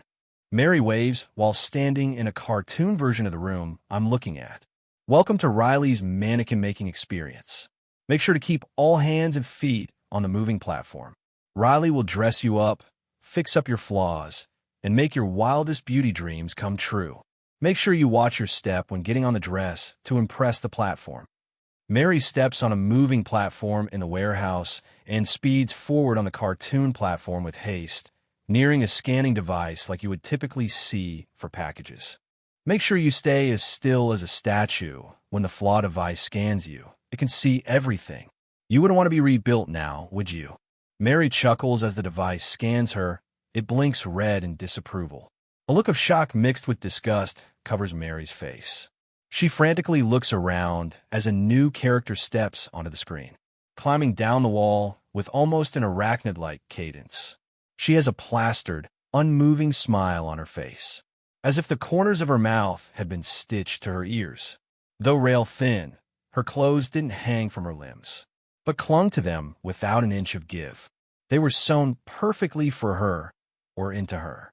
"Mary, my dear, your arm is flawed. You know what master demands we must do with flaws," she whispered through unmoving lips. No, Riley, you know this has never happened before," Mary pleaded as she slowly backed away from Riley. But Riley's spindly fingers quickly struck, snatching Mary's arm, and with an almost comical cartoon slide transition, they were in a room with a large white table. Mary squirmed and pulled against Riley's ironclad grip. "Riley, please. It's me," Mary cried out. "Mary, he makes no exceptions. Not even for you," she spat out as her unchanging smile face leaned in close. In a swift, silent motion, Riley had manifested a handsaw. She sank into Mary's arm just below the elbow. Nothing could have prepared me for the scream that came out of Mary. It was guttural and wet. Vocal cords sounded like they had been stressed to the point of bleeding. Though the cuts only took a few seconds, it felt elongated for minutes, as if the tick of the second clock hand was in a glue trap, garbled and delayed. Though it was the most visceral sound I've ever heard, there was still such a stillness to the scene. a calmness and quiet to the environment that sent hairline cracks through my will. Mary's screams reduced to a heaving pant, and through whimpers and light moans, she was trying to tell Riley something. Though Riley's expression never changed or skipped a beat. Riley pulled out some kind of prosthetic. If I didn't know any better, it looked just like Mary's old arm, pale and feminine, with manicured pink nails and a soft appearance. Though Riley covered the cutting scene for a moment before she fixed the new arm onto Mary. I got a peek of the wound. Mary's arm was gone, raw ligaments and blue veins showing through. The white of the bone was clouded by blood and bone marrow oozing onto the table. Mary looked up with a pleading gaze at Riley one last time before the screen went black. Through spitting words and gritted teeth, said something else that made Riley's smiling face snap to her attention. And for the first time, I saw Riley's expression slightly change as her eyes narrowed toward Mary in a menacing glance. The screen abruptly cut off, and I stared back at my own reflection, mouth slightly agape with my tongue dry in my mouth. To my left, I heard a buzz of machinery whirring to life as the moving platform kicks on and begins moving forward. After what I just saw, I can't imagine a scenario where I would willingly get onto that thing. But something not so deep in the back of my mind is telling me I have no other choice. And I never really did. Something lured me here or brought me here. And even all these monsters seem like they are all terrified of their leader, the Hollow Man. After watching the conveyor pieces click forward into place for what I'm guessing was several minutes, a light crackle overhead jump-started my attention. "Charlie, just do as you're told." Mary's now raspy voice whispered urgently over the intercom. I got a trick up my sleeve. Well, I guess where it used to be, her soft chuckling voice trailed off, leaving me once again in the static silence. "Mary, where are you? I can help you. We can both get out of here," I said on a whim. Stupid, I know. I'm talking to a 2D character. But every atom of my being didn't want to go into the room, and I was just getting plain desperate. Before I allowed myself to start panicking, I just did it. I stepped onto the creaking, moving platform and into the mannequin room. The room seemed so cramped from the outside, but moving and slowly revealed what appears to be a small city-sized warehouse, with never-ending shelves, platforms, and mannequin parts. This illusion was made by mirrors that were on every single flat surface, it seemed, giving the room a never-ending echo feeling, though most of them were dirted with a brown sediment or cracked beyond repair at this point. The smell was that of a wet, sticky iron. It hung on my nose and stung the back of my throat. As the conveyor clicked along, the sound would echo for seconds out into the warehouse. The floor became farther and farther away, it seemed. It was only clear how high I was up due to the piles of mannequin parts one could see on the ground below, even though I swear it looked like some of them had blood on them. Up ahead, I saw what I remembered being the claw machine. It was incredibly larger in person than on the video. A massive piece of clanking machinery that made the room feel increasingly claustrophobic and small in its presence. It was whirring to life as I came into view. The makings of the machine were something I had never seen before. It looked straight out of a sci-fi movie. Blinking lights shone in all colors, which lined up with crossing wire panels, all of which makes their own unique sound, whether that be a beeping or a hissing. The sound was so overwhelming, I couldn't even bring myself to have a thought form in my head besides terror as the mouth of the machine lay open for consumption. The whirring was deafening as the inside of the machine's blinding lights scanned me. I struggled to remain still as the instructions stated. The whirring sounded like a spaceship, encompassing every distracting noise into one. Almost like it was attempting to overload my system is the best I could explain it. I felt like I was a child again, or more so. That dread you felt when your night light went out as a kid, that torment you felt when you woke up from a bad dream and no one was home to distract you. It was trying to trick me. It was trying to get inside my head. Suddenly, the machine came to an abrupt halt. The ringing in my ears continued, and the spots in my vision fluttered as the platform spat me out on the other side. Tones whirred around me, still as if the machine was thinking itself. The platform itself jolted to a halt, and a screen next to me blinked to life. Where I hoped Mary would be was a crude outline scan of a human form. Well, my human form to be exact. The lights all blinked green, and the light to the left of the screen turned to a bright green fluorescent light. I passed, with no flaws. My sigh was palpable as my breath finally caught in my throat. Was this it? Something caught my eye on the far side of me, like a flash across one of the mirrors. The noise in the room came to a complete silence, as if they had all stopped thinking at once. The looming dread that came to me informed me that my journey out of this reality I was spun into was far from over. Inhuman fingers as thin as nails curled over the platform beneath me. Metal scraping and pulling what I'm assuming was Riley onto the platform to face me. I know I should have just jumped, but something about her presence when we locked eyes was turning my muscles into stone, as if liquid glass had been poured in my veins and hardened. I felt that if I moved, I would crack. She was beyond anything I could imagine or really even describe, but I'll try. She loomed over me at least 7 foot tall. The visual skin on her body hung away from a bone, like there was no muscle or tissue left underneath. The wrinkled and cracked surface of her skin was caked with makeup, as if any amount of makeup could cover the deep crevices and stretched skin lined with staples holding it in place, making a permanent smile. Her eyes were sunken back into a receded skull, rimmed with caked makeup and dried brown clumps of blood. The eyes themselves were different sizes and colors, though she could clearly see out of them. They certainly didn't belong to her. "No floss," she hissed at me. Her mouth unmoving, the voice she spoke with seemed to be coming from behind me, beside me, inside of me.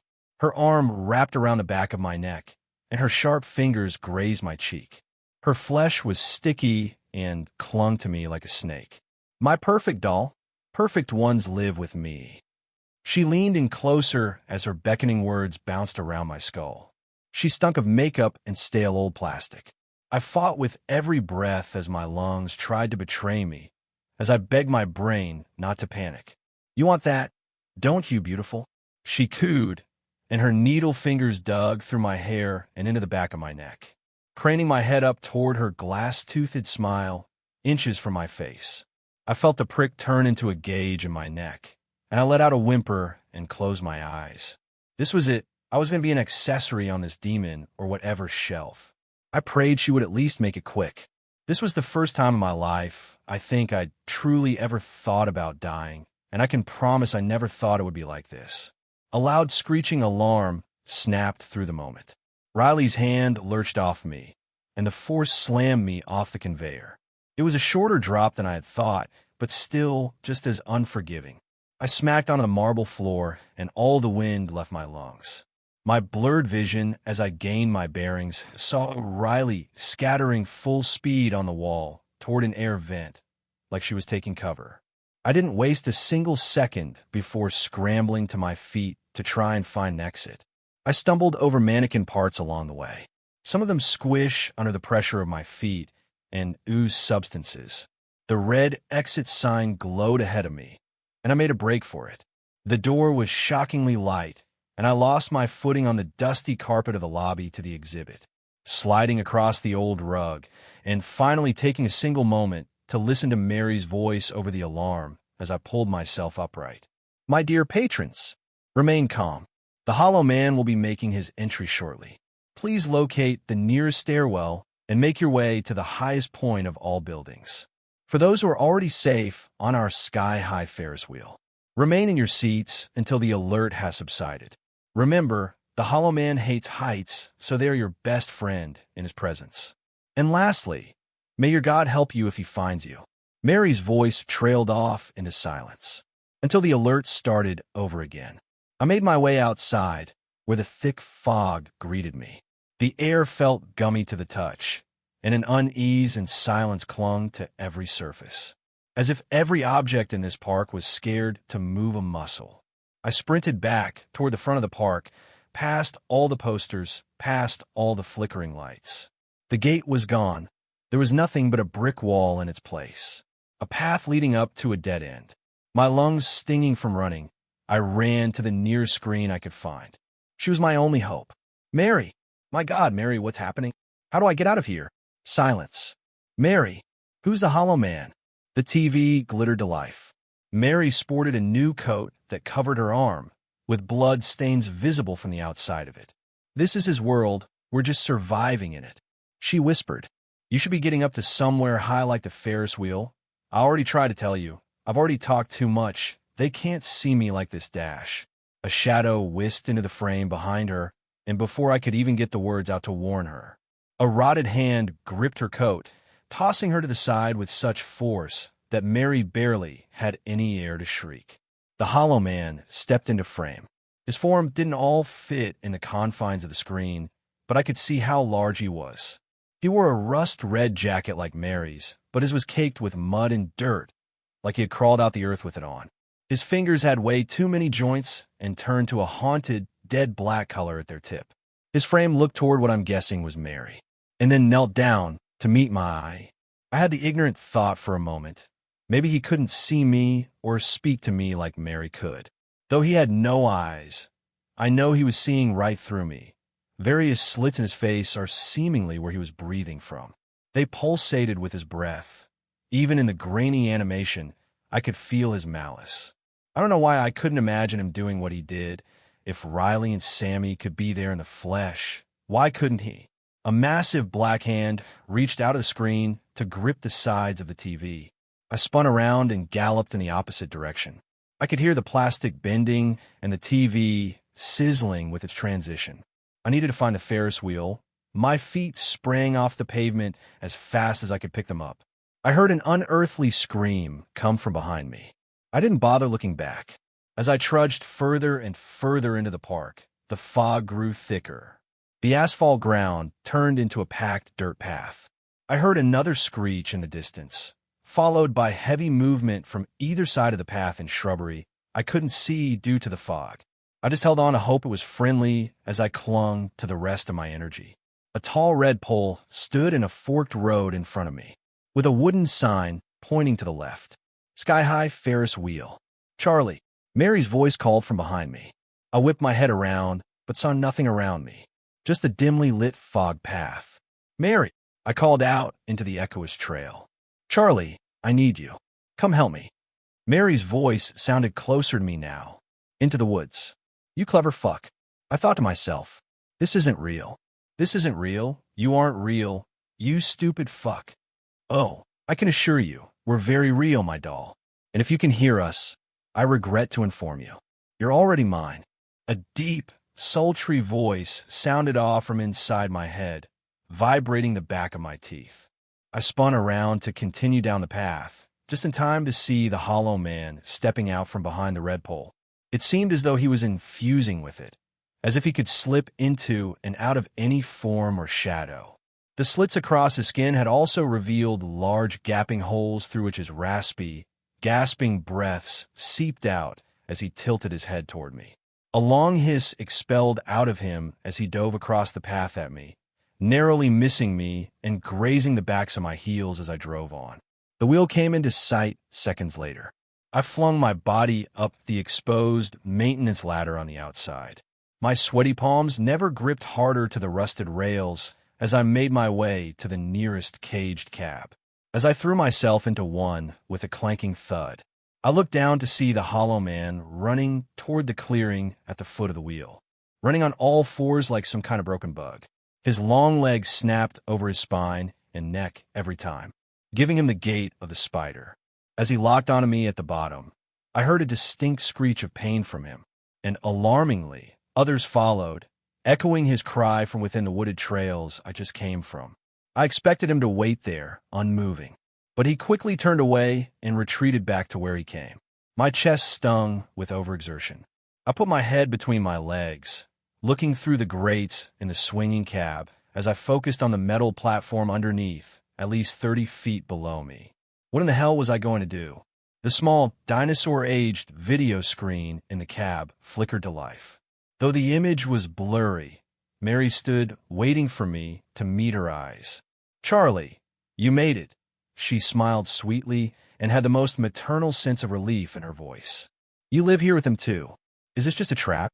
I snapped back at Mary and instantly regretted it since her face fell into a scowl and her eyes wandered off as if trying to get lost. "We all started off where you are, Charlie, and we chose to stay," she pleaded. "All of you? Even Riley and that lizard thing. We become our true selves here, Charlie." I asked the question I should have asked from the beginning. Why are you even helping me? I'm tired, and the crew has grown tired of me over the years. They are looking, well, for a new me. At one time, I was their perfect doll, a fresh face for the team, for the newcomers who came in the park. I'm old news now. I have flaws. They want someone new. Usually, the newcomers are just games to them, but you're different. You listen, you're persistent, and you're smart. You're what I once was. They want you to stay. Her tired eyes fell to the floor before she continued. "The Hollow Man will come back, and he will show you things I can't explain. But when he returns, I promise you won't be getting out of here, and you will go willingly with him. And I can't let that happen if I can help it, if it's the last thing I ever do. What's my way out then?" I eagerly leaned closer to the screen. "Jump. Over the wall, out of the park. The veil doesn't go far out. I've led many others this way, and I never saw them again. So either they made it out, or, well, they never got trapped here. Does this bitch just want me to jump 30 feet to my death? But she is right. Is death really the worst scenario out of here? I wouldn't waste any time." Mary tapped on the glass hurriedly. "I really do wish you the best of luck, and I hope I never see you again, although it's been a pleasure to have you at Mystic Mary's fantastic funland." She smiled big at me, and I gave her a grin back. I focused in on the spot on the ground I was going to jump to. I unlatched the door of the cab that swung open with a rusty growl. "If this works, thanks for all your help, Mary." I sighed and gave her a friendly goodbye wave. Wait, before you go." Mary cut in, leaning in closer. "Do you mind telling me what year it is?" Her smile grew large and desperate. It's 2021. I answered. Her smile wavered, and she stumbled back slowly. "Oh, our time. It really does fly." She tried to force out cheerfully as her voice cracked. Gripped her injured arm, she pulled it up to wave goodbye to me, all while clearly trying to force a smile, though I could see her lips quivering and a tear falling down her face as the screen shut off, leaving a black mirror and my disheveled reflection in its wake. I hugged the back of the cab, and before I let my body panic, I flung myself as far as possible out of the cab and over the massive brick wall that surrounded the park. I wish I had some cool, badass story about how I hit the ground running and ran all the way back to my car. Instead, I remember hitting the ground, and suddenly it was light outside, when just before it had been a foggy middle-of-the-night glow. Everything ached and hurt, and I felt dehydrated and sunburned as if I had been out in the sun all day, but I limped my way back to the road. I was able to flag down a stranger to get my car fixed up, and I hightailed it out of that town. Years later, I first opened up to my sister and best friend about what happened to me. My sister, of course, thought I was crazy and immediately told my manic mother, who wanted to commit to me. I had to talk her off that ledge, and I showed her the scar on the back of my neck. It was a few inches long. It's where Riley had gauged into me before the alarm. My mom stated that it was from an accident I had while camping when I was 15, and I needed 10 stitches. I didn't remember any of that, and we never went camping when we were kids. This last summer, I finally got the nerve, and I took some time off and went back to the town it all happened in. Though maybe I'd ask around. The worst case is they don't want to talk to me or they don't know anything. No one seemed to know what I was talking about. No one had heard of Mystic Mary's. No one had even heard of a theme park within hundreds of miles being present for as long as anyone can remember. My last night in town, I asked the bartender about the park as he handed me my beer. He chuckled and told me I must be pulling one on him cause there's nothing like that around here and never has been. A woman from the nearby pool table came up to me when he turned back around, as if to pass off a message in secret. My sister loved that park. Sammy was her favorite. She looked terrified to be telling me any of this, and before I could press her more, she was running out the door. That's the only lead I have on this damn place. I've given up on telling my friends and family who don't believe me and don't care to. I have chosen to pursue the endless void of the internet instead. Please tell me, has anyone else been to Mystic Mary's? Or any theme park like this? One that plays tricks? One that seems like it's in a reality of its own? Even if no one knows, Maybe this can be a warning to others if you come across something like this in the future. Please, just turn around and go back the way you came. Because I can assure you, you are welcome at Mystic Mary's fantastic funland. But you will not be welcome to leave. Story 6. The Long Neck Man. The diner was almost empty, the kind of quiet where you could hear the ceiling fan squeak with every rotation. Neon from the buzzing sign outside spilled through the window, painting pink stripes across Madison's cheek. She was twirling her straw in her Coke, staring at the melting ice. Top 3 dreams, she said suddenly. I grinned around a mouthful of burger. Dreams like goals, or dreams like the naked kind? Goals, she said, smirking, but not boring ones. Don't say pay off the car. All right, I said, pretending to think. 1. Cabin in the woods. Real cliché, but I want quiet. 2. Travel. Not Instagram travel, but somewhere ancient. Walk where people lived 1,000 years ago. 3. I hesitated. Open a pizza place. Madison laughed loud enough that one of the truckers at the counter turned.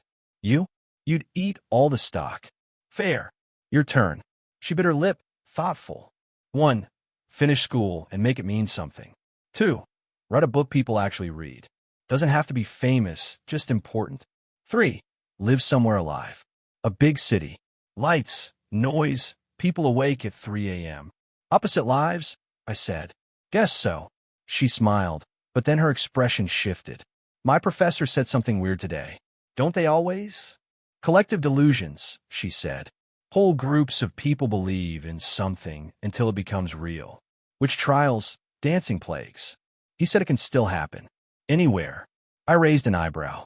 So, if everyone here believed I was an NHL goalie, you'd still trip over your skates, she shot back. We both laughed, and for a while, everything felt normal. Then the lights flickered. The diner's neon buzzed louder. The ceiling fan groaned. A sudden gust rattled the windows so hard the blinds clattered. Outside, clouds swallowed the moon in seconds, plunging the street into shadow. The waitress paused mid-pour, frowning. That's when Madison stiffened. Davis. A boy stood in the crosswalk. His bike was on its side, one wheel spinning lazily. He wasn't moving. His arms hung limp, head tilted back, mouth open like a scream with the sound cut out. The waitress bolted outside, apron flapping. She shook him, slapped him. Nothing. Then, just as suddenly, he blinked, picked up his bike, and pedaled away like nothing happened. The waitress stayed frozen in the street, pale. What the hell was that? I muttered. Madison's hand tightened around mine under the table. She whispered, my grandmother used to tell stories about kids freezing like that, like they were being watched. By who? She never said. Her voice shook. She said it meant something was coming. We left the diner an hour later. The air outside felt heavy, damp. The streets were too quiet, as if the whole town had gone inside. Halfway down Main Street, I stopped. A poster clung to a telephone pole. Bright yellow, paper curling. Circum Show of the Crazies, one night only. Step right up, children free. The drawings were frantic. A Ferris wheel bending in half. Clowns with sewn mouths. A carousel of eyeless horses. And in the center, a tall shadow with a neck spiraling skyward. Guess the carnival's in town, I joked weakly. Madison tilted her head, eyes narrowing. We don't get carnivals here. Maybe it's new. She didn't answer. The air grew stranger as we walked. At the gas station, an old man leaned against the ice cooler, giggling. His eyes darted back and forth like he was tracking something invisible. He's stretching, he muttered. He's stretching, stretching, stretching. When he saw Madison, the laughter died. His finger shot out. He sees you. Then he walked into the road. Horns blared, tires squealed. He never flinched. He just kept walking into the dark.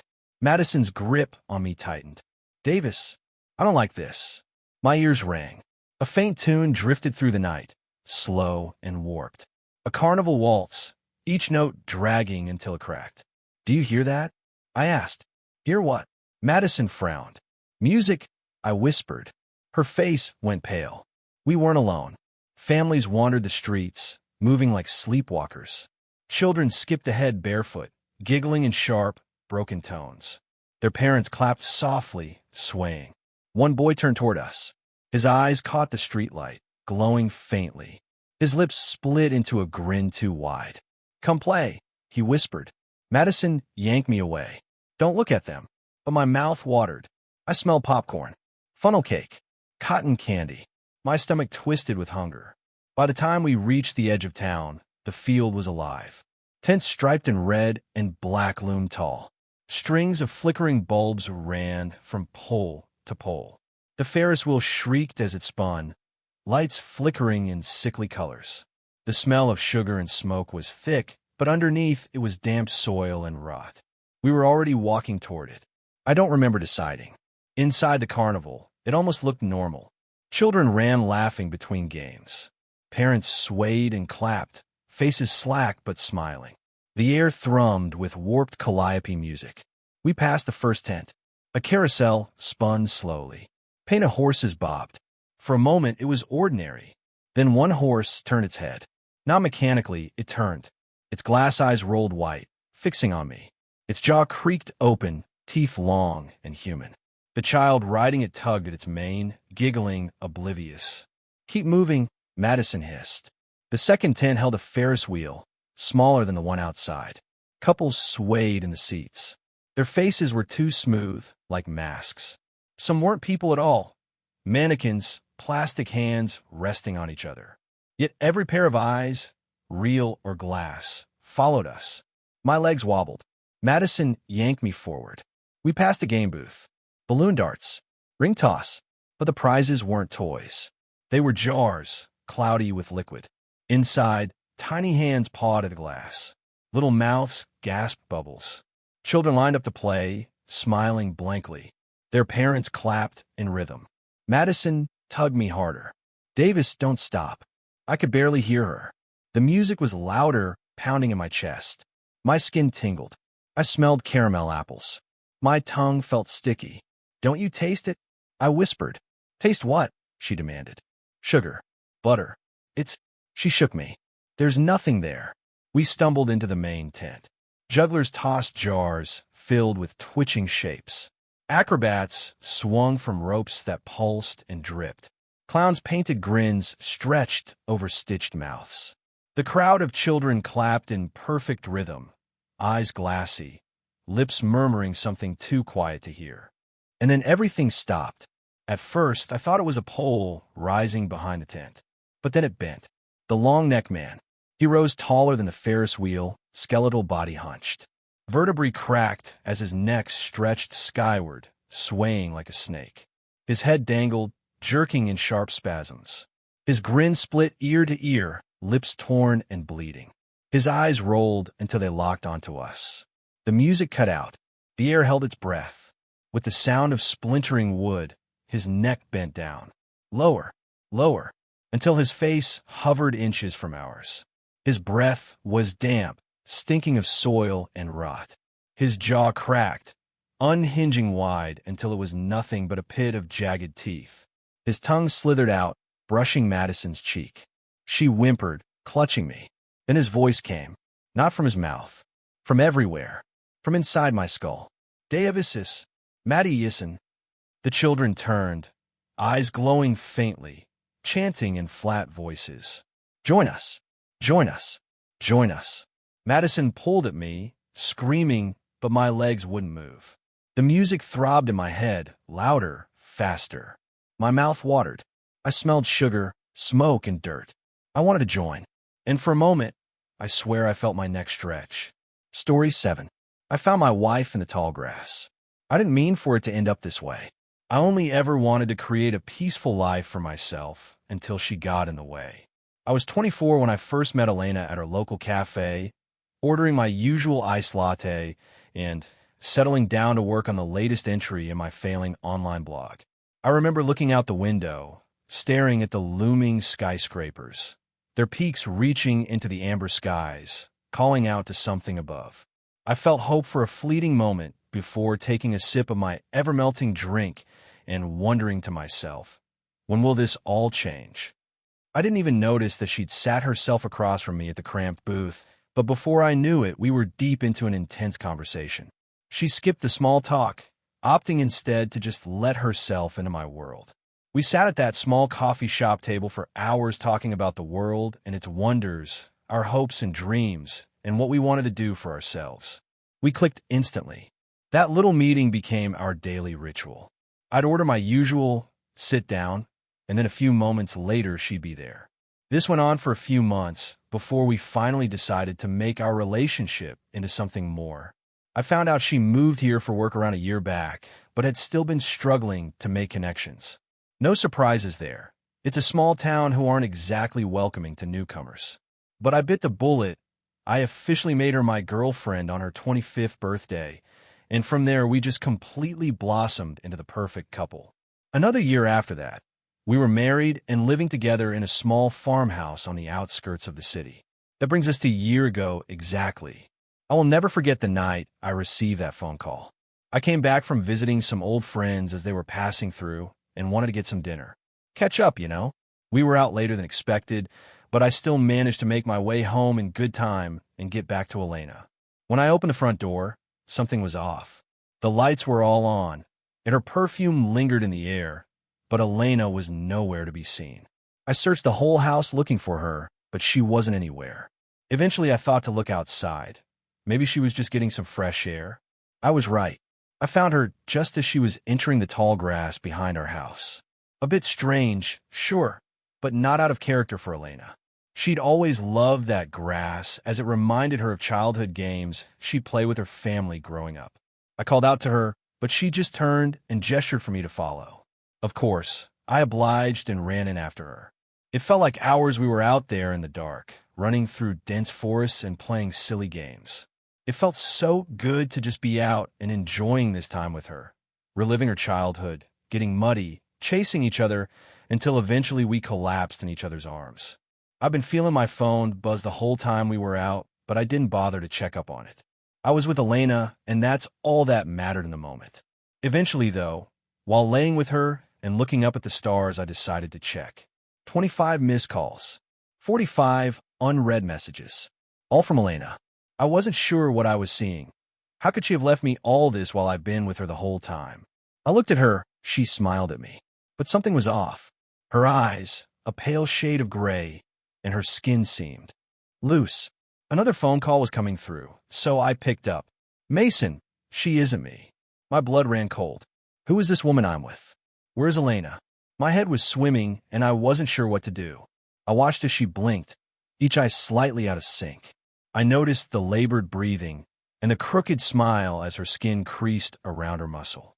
She leant closer to me, her now raspy voice cutting through the air as she whispered, "I love you." Each drawn-out word strained and broke. I couldn't believe what was happening.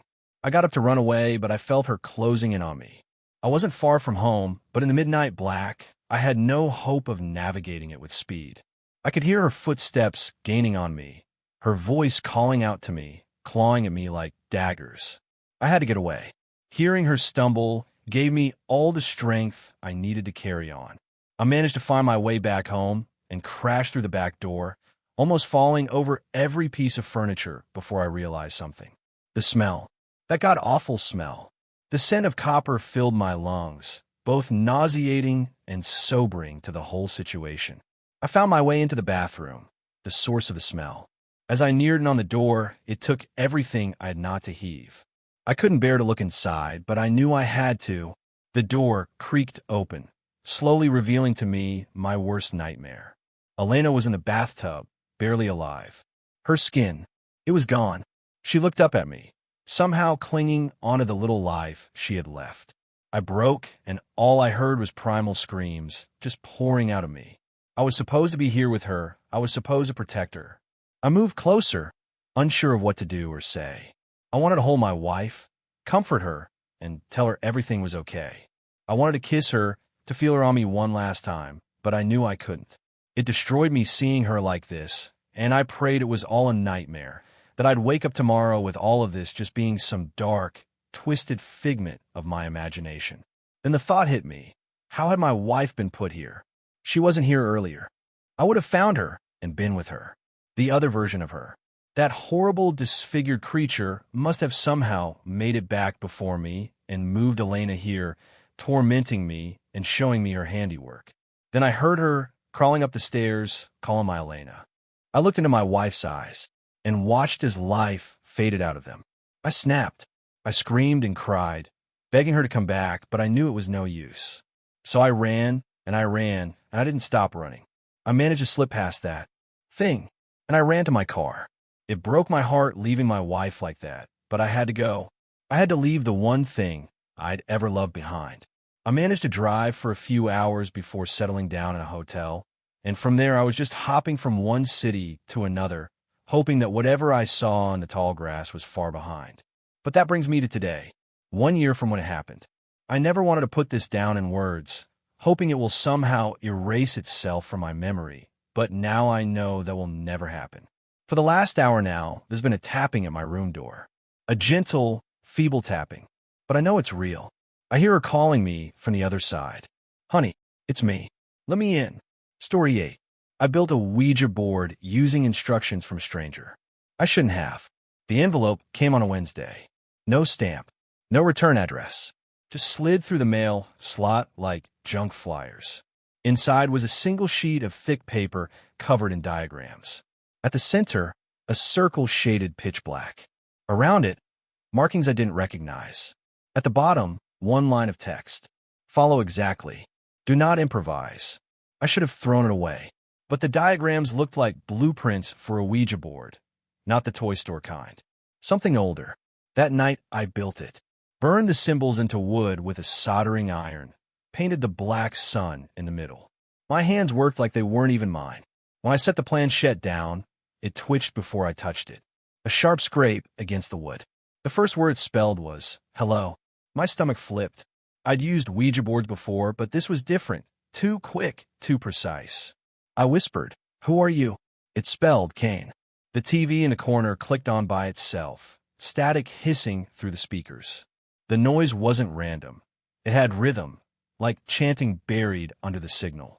The planchette moved again, build more. Then it dragged itself so hard across the board that it carved a groove into the wood, a perfect black circle like an eclipse. And I saw it, not with my eyes, but inside my head, a sun that gave no light, a disk of absolute darkness, and something vast shifting behind it. I tried to smash the board, snapped it clean in two. When I looked down, it was whole again. The black sun in the center pulsed once like a heartbeat. The planchette spelled one last word, apprentice. It's been a week since that night. I wrapped the board in a tarp and locked it in the trunk of my car. I thought that would be enough. The first text came Thursday evening. No number, no name, just the letter K. Trace completed. Awaiting next apprentice. At first I thought it was a prank. Then another message arrived with a photo attached. My desk. My chair. The same burn mark from when I built the board. Except the board wasn't there. Only its shadow. When I checked in real life, the desk was empty, but the air smelled faintly of smoke. A third message followed. Do you still hear it? I didn't answer, but the hum had started again, a low, steady beat, like a heartbeat under the floor. Finally, I texted back. What is this? Instant reply. Good. Then you're still listening. The phone flashed white, then black. Every light in the room dimmed with the vibration in my chest. A new file appeared on my screen, design_002.jpg. I opened it. A circular diagram glowed faintly, symbols shifting as if alive. At the center, a line of text. For the continuation of light through shadow. My phone began to hum louder and louder until I had to drop it. The lights went out. In the black glass of the screen, my reflection stared back. Behind me, a second shape, a dark circle pulsing like a heartbeat. Story 9. I went to an abandoned hospital from the 1600s, and I now don't understand what happened. I was just sitting in my car, sick out of my mind. I was coughing, sneezing, and felt like throwing up 4 times. My head was hurting a lot, and I got news that I had stage 1 lung cancer and my wife died a couple of years ago. I took out a cigarette and lit it, and I tried just like old times, but I ended up coughing blood and wheezing almost immediately. I wanted to do some stuff before I die, just like my wife did. I called a friend of mine, and he said, Marcus, why not go to this abandoned place? I'll send you the location in a bit.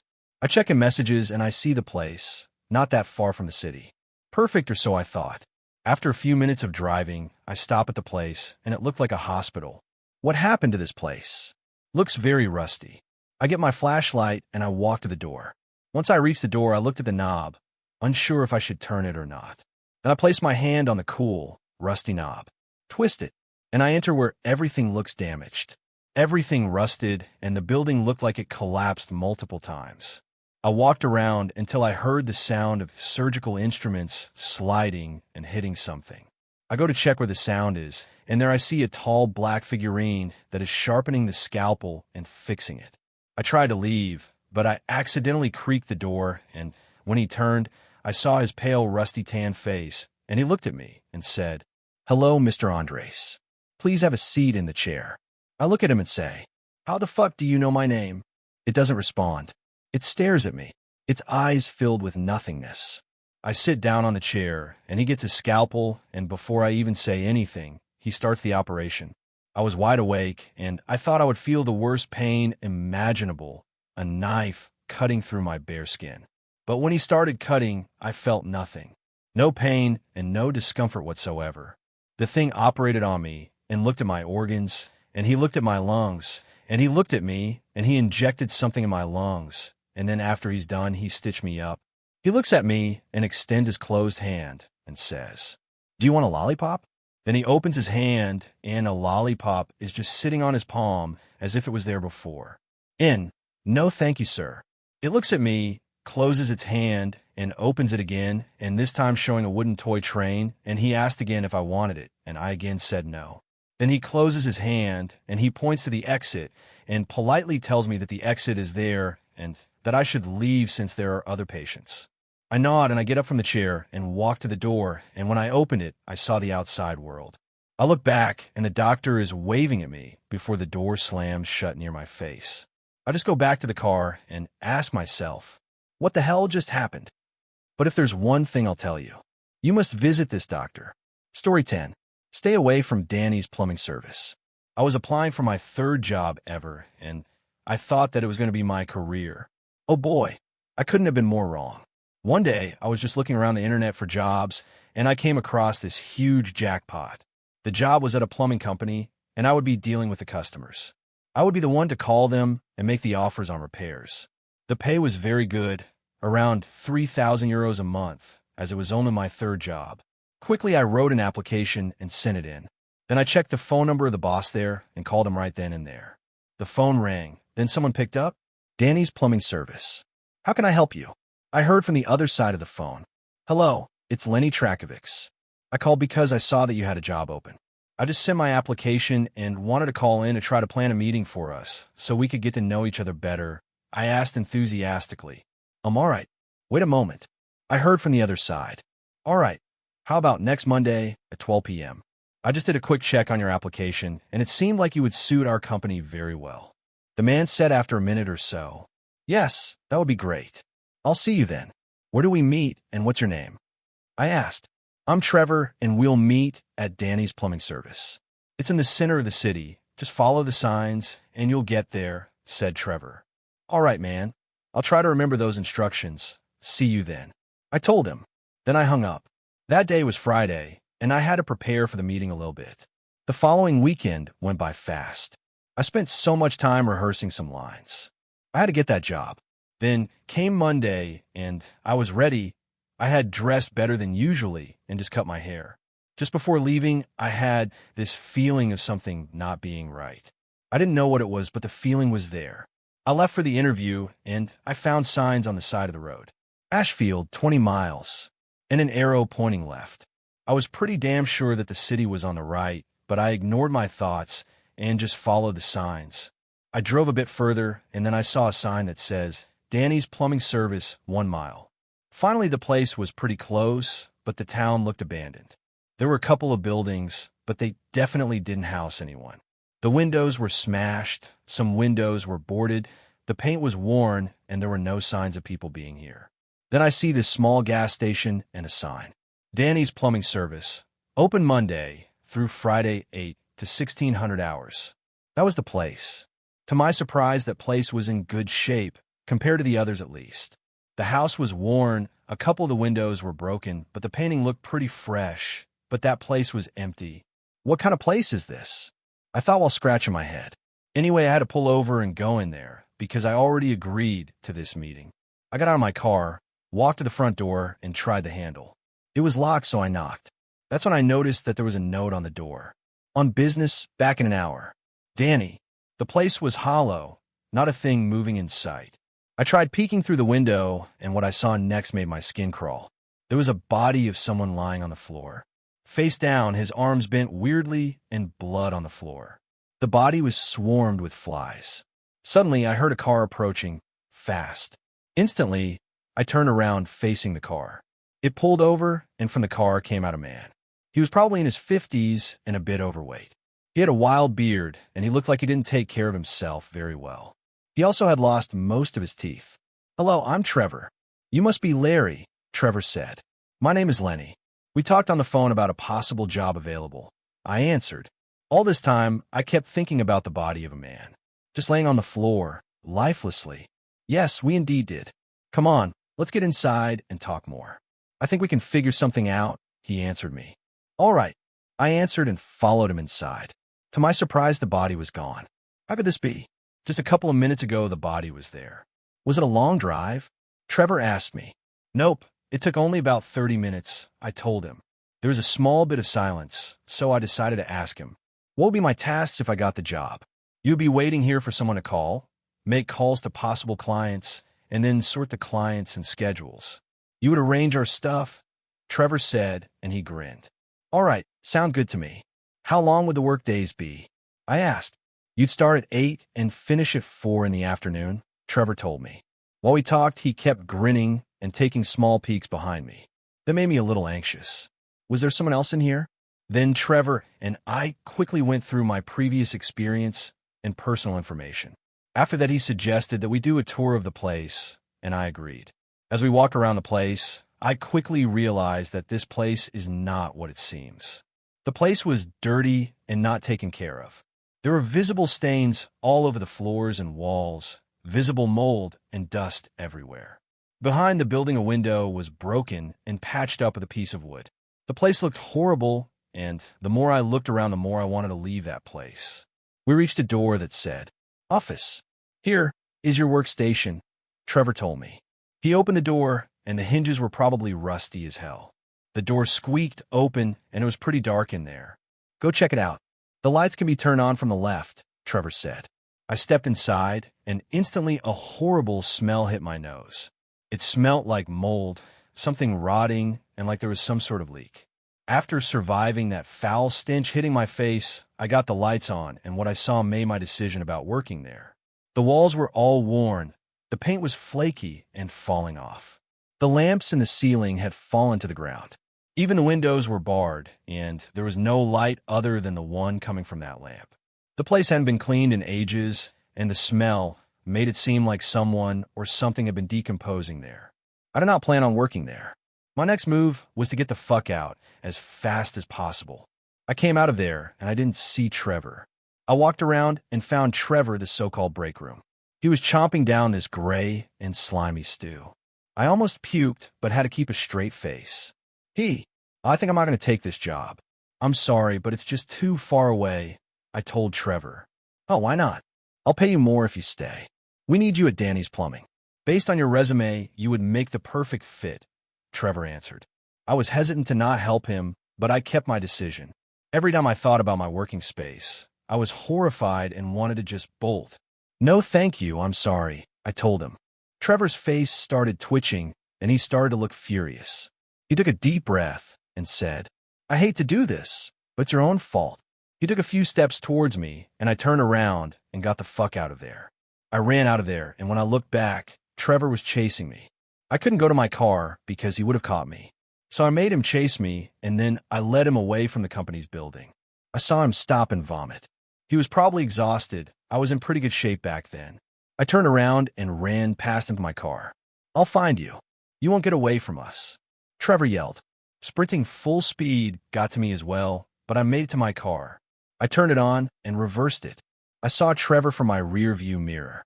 He kept shaking his fists, and it looked like he was yelling. His face was all red. I couldn't stay there for long, so I left and never went back. I never found out what was going on there, and honestly, I don't ever want to.